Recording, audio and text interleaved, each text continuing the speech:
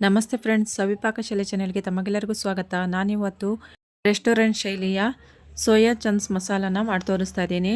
Soya chunks ಮಸಾಲಾನ ಯಾವ ರೀತಿ ಮಾಡೋದಂತ ನೋಡ್ಕೊಂಬರೋಣ ಬನ್ನಿ.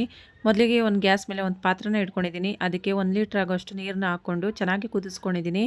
ಅದಕ್ಕೆ ಒಂದು 200 ಗ್ರಾಮ್ ಆಗೋಷ್ಟು ಸೋಯಾ ಚಂಕ್ಸ್ನ ಹಾಕ್ಕೊಳ್ತಾ ಇದ್ದೀನಿ. ನೀರು ಚೆನ್ನಾಗಿ ಕುದಿ ಬಂದ್ರ ಮೇಲೆ ಸೋಯಾ ಚಂಕ್ಸ್ನ ಹಾಕ್ಕೊಳ್ಬೇಕು. ಸೋಯಾ ಚಂಕ್ಸ್ ಹಾಕ್ಕೊಂಡು ಮತ್ತೆ ಕುದಿಸ್ಕೊಳ್ಳೋ ಅವಶ್ಯಕತೆ ಏನಿಲ್ಲ.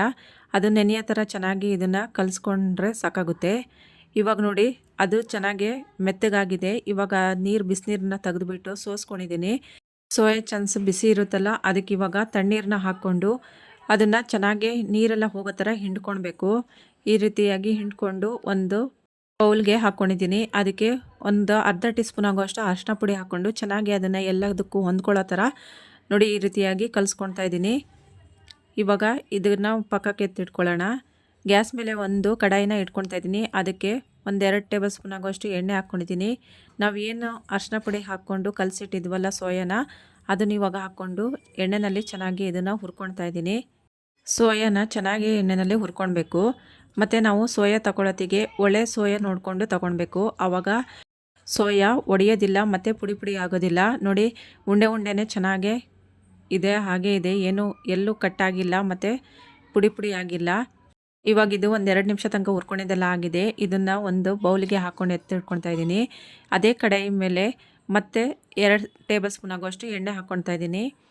ಒಂದು 3-4 ಈರುಳ್ಳಿನ ಚಿಕ್ಕದಾಗಿ ಕಟ್ ಮಾಡಿಕೊಂಡು ಹಾಕ್ಕೊಂಡಿದ್ದೀನಿ. ಅದನ್ನು ಕೆಂಪುಗೆ ಹಾಕೋ ತನಕ ಚೆನ್ನಾಗಿ ಎಣ್ಣೆಯಲ್ಲಿ ಹುರ್ಕೊಳ್ಬೇಕು.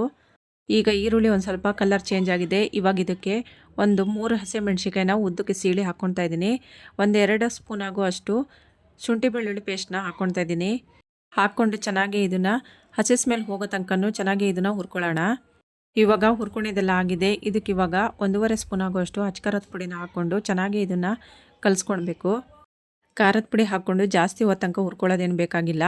ನೋಡಿ, ಇವಾಗ ಟೊಮೆಟೊ ಪ್ಯೂರಿನ ಹಾಕ್ಕೊಳ್ತಾ ಇದ್ದೀನಿ.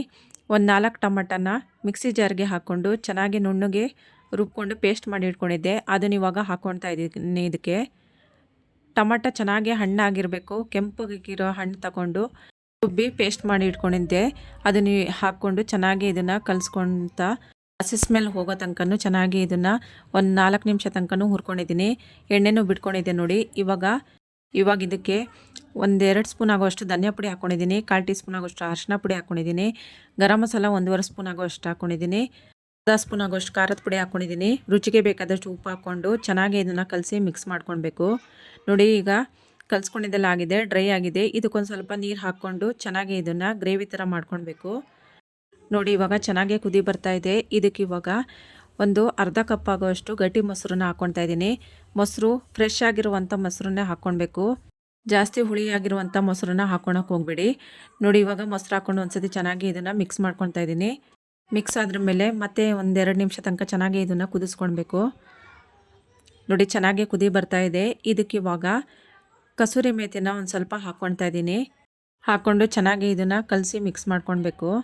ಈ ಸೋಯಾ ಚಂಕ್ಸ್ ಮಸಾಲ ಚಪಾತಿ ಮತ್ತು ಪರೋಟ ಜೊತೆ ತಿನ್ನೋದಕ್ಕೆ ತುಂಬಾ ಚೆನ್ನಾಗಿರುತ್ತೆ. ನೋಡಿ, ಇವಾಗ ಚೆನ್ನಾಗಿ ಕುದಿ ಬರ್ತಾ ಇದೆ. ಇದಕ್ಕೆ ಇವಾಗ ನಾವು ಎಣ್ಣೆಯಲ್ಲಿ ಸೋಯಾ ಚಂಕ್ಸ್ ಹುರ್ಕೊಂಡು ಎತ್ತಿಟ್ಕೊಂಡಿದ್ವಲ್ಲ, ಅದನ್ನು ಹಾಕ್ಕೊಳ್ತಾ ಇದ್ದೀನಿ. ಹಾಕ್ಕೊಂಡು ಚೆನ್ನಾಗಿ ಇದನ್ನು ಮಿಕ್ಸ್ ಮಾಡ್ಕೊಳ್ಬೇಕು. ನೋಡಿ, ಮಸಾಲೆಗೆ ಸೋಯಾ ಚಂಕ್ಸ್ ಹಾಕಿದ ತಕ್ಷಣವೇ ಮಸಾಲೆ ಎಲ್ಲ ಗಟ್ಟಿಯಾಗೋಯ್ತು. ಅದಕ್ಕೆ ಮೊದಲೇ ನಾವು ಸೋಯಾ ಚಂಕ್ಸ್ ಹಾಕೊಳ್ಳೋಕ್ಕಿಂತ ಮುಂಚೆನೇ ಒಂದು ಸ್ವಲ್ಪ ನೀರನ್ನ ಹಾಕ್ಕೊಂಡು ಗ್ರೇವಿ ಥರ ಮಾಡ್ಕೊಳ್ಬೇಕು. ಚಪಾತಿ ಪರೋಟಗೆಲ್ಲ ಗ್ರೇವಿ ಒಂದು ಸ್ವಲ್ಪ ಜಾಸ್ತಿ ಬೇಕು ಅಂತ ಹೇಳ್ಕೊಂಡು ಹೇಳಿದರೆ, ನೀವು ಟೊಮೆಟೊ ರುಬ್ಕೊಳ್ತಿರೋಲ್ವ, ಆವಾಗ 1-2 ಟೊಮೆಟೊ ಎಕ್ಸ್ಟ್ರಾ ಹಾಕ್ಕೊಂಡು ರುಬ್ಕೊಂಡ್ರೆ ಗ್ರೇವಿ ಒಂದು ಸ್ವಲ್ಪ ಜಾಸ್ತಿ ಆಗುತ್ತೆ. ನಾವು ಸೋಯಾ ಹಾಕಿದ ತಕ್ಷಣವೇ ಮಸಾಲ ಎಲ್ಲ ಸೋಯಾನೇ ಹಿಡ್ಕೊಂಡ್ಬಿಡುತ್ತೆ. ಅದಕ್ಕೆ ಮೊದಲೇ ನಾವು ಮಸಾಲಾನ ಒಂದು ಸ್ವಲ್ಪ ಜಾಸ್ತಿ ಮಾಡ್ಕೊಳ್ಬೇಕು. ಸೋಯಾ ಜಾಸ್ತಿ ಹೊತ್ತು ತನಕ ಬೇಯಿಸೋದೇನು ಬೇಕಾಗಿಲ್ಲ.